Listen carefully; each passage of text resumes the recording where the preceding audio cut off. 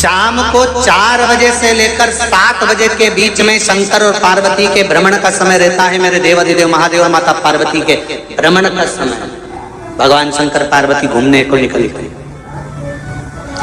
इसलिए हमारा सनातन धर्म कहता है शाम के समय पर माताओं को झाड़ू नहीं लगाना चाहिए, शाम के समय पर माताओं को चूड़ी बिछिया नहीं बदलना चाहिए, शाम के समय पर माताओं को मांग में सिंदूरा नहीं भरना चाहिए, शाम के समय पर माताओं को बाल नहीं बांधना चाहिए, शाम के समय पर माताओं को चौखट पर नहीं बैठना चाहिए। उसका कारण क्या है? क्योंकि पार्वती जी ने भगवान भोलेनाथ जी से कहा था कि तुम मुझे रोज शाम के समय प्रदोष काल में भ्रमण के लिए लेकर जाते हो, मेरे लिए आज्ञा क्या है? शंकर भगवान ने कहा सुनो पार्वती, मंदिर के अंदर नंदी रहता है, जाने वाला यात्री जब मंदिर में मेरा दर्शन करने आता है तो नंदी के कानों में कहकर जाता है कि शिव जी को मेरे यहाँ लेकर आना। मैं नंदी के अनुसार उनके घर जाता हूँ, मेरा काम है उनका कल्याण करना और तेरा काम है उनके घर की नारी को अखंड सौभाग्यवती का वर प्रदान करना, ये तेरा काम। तब पार्वती माता ने कहा अखंड सौभाग्यवती होने का वर मैं तो दे दूंगी, पर उस समय पर माताएं चूड़ी बदल रही होगी, हाथ से चूड़ी निकाल रही होगी तो मैं वर कैसे दे सकती हूँ? मांग भर रही होगी तो मैं वर कैसे दे सकती हूँ? उस समय पर चूड़ी बिछिया बदला जा रहा होगा तो मैं वर कैसे दे सकती हूँ? उस समय पर झाड़ू लग रही होगी तो मैं लक्ष्मी को वहां कैसे भेज सकती हूँ? आप बताओ। तो शंकर भगवान ने कहा प्रदोष का समय एक ऐसा समय होता है, शाम का समय ऐसा होता है जिस समय पर केवल शंकर और पार्वती की आराधना का समय होता है।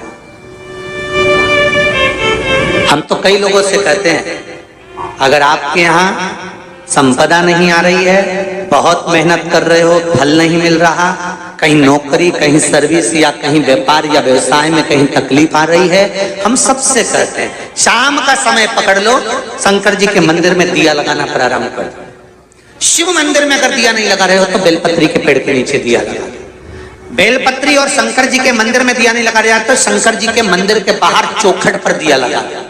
इतना भी नहीं कर सकते तो अपने घर के बाहर अपने द्वार पर दिया लगा दो और शंकर जी के नाम का श्री शिवाय नमस्तुभ्यं बोलकर शंकर भगवान को याद कर कर अपनी कामना कर कर बाबा का स्मरण कर कर पंचाक्षर मंत्र नमः शिवाय, षडाक्षर मंत्र ओम नमः शिवाय, द्वादशाक्षर मंत्र ओम नमो भगवते वासुदेवाय, जो मंत्र तुमको याद है उसका स्मरण कर कर लक्ष्मी हो चाहे नारायण हो चाहे राम हो चाहे कृष्ण हो स्मरण कर कर शाम के समय बाहर दिया लगा दो, दरवाजे के पास लगा दो। वो सुनेगा जरूर, आएगा तो उसका वेलकम जरूर होगा और वो कुछ देकर जरूर जाएगा।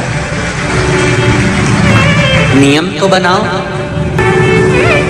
उसकी चौखट पर जाकर कहना प्रारंभ।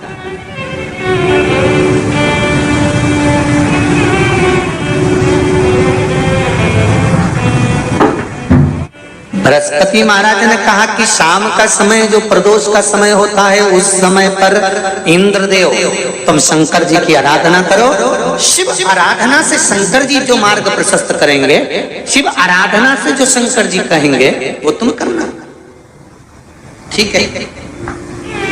आराधना करी बाबा भोलेनाथ जी।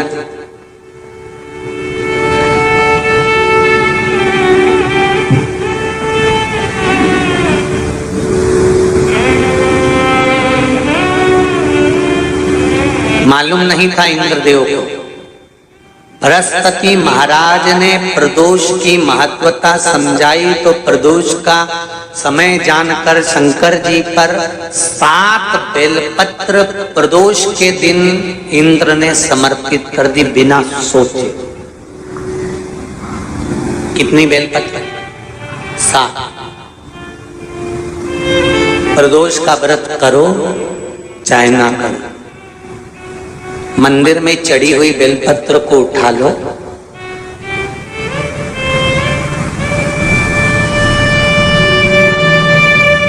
बेलपत्र का ब्रह्म कमल बना लो,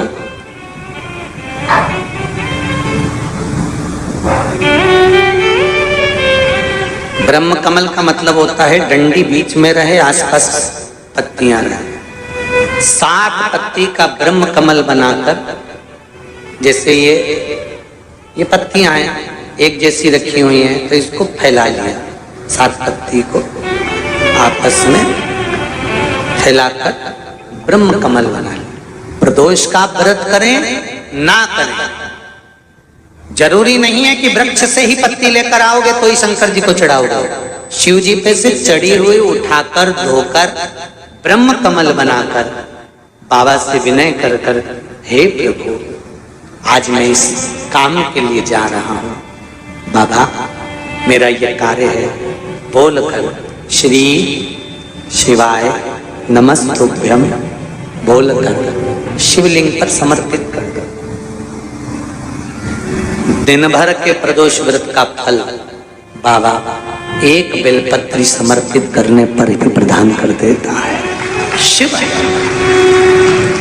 प्रदोष व्रत कर रहे हो उससे बढ़कर कोई प्रसन्नता नहीं, पर नहीं कर रहे तो प्रदोष के दिन या 12 महीने शिवरात्रि आती है। श्री शिवाय नमस्तुभ्यम। दोस्तों वीडियो पसंद आया हो तो लाइक कर देना, चैनल को सब्सक्राइब कर लेना ऐसी अच्छी अच्छी जानकारी पाने के लिए। जय भोलेनाथ।